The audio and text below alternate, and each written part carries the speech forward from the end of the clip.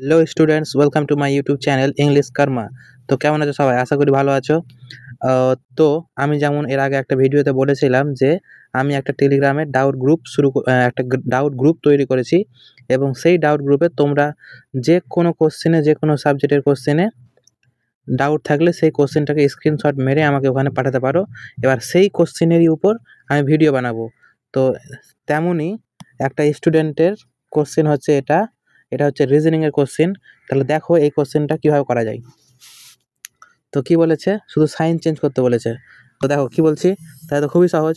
তাহলে দেখো 6, এবার কি বলেছে, ভাগ, ভাগের জায়গাতে কি যোগ, 16 গুণের জায়গাতে কি বিয়োগ, তারপরে 4 ভাগের জায়গাতে কি ভাগের জায়গাতে যোগ, তারপরে 9, তারপরে বিয়োগ, বিয়োগের জায়গাতে কি গুণ, তারপর হচ্ছে 8, তারপরে যোগ, যোগের জায়গাতে হচ্ছে ভাগ, তারপরে 2 গুণ, গুণের জায়গাতে হচ্ছে বিয়োগ 7।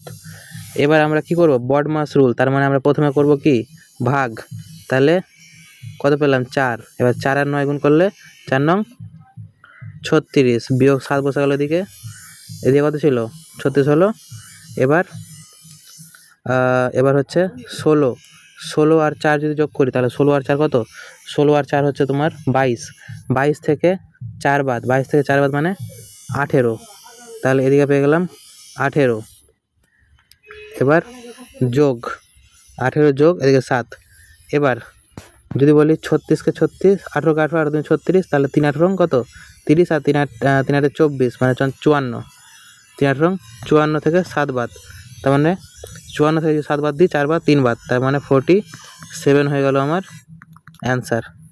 বুঝতে পারলাম, কোশ্চেনটা খুবই সহজ ছিল।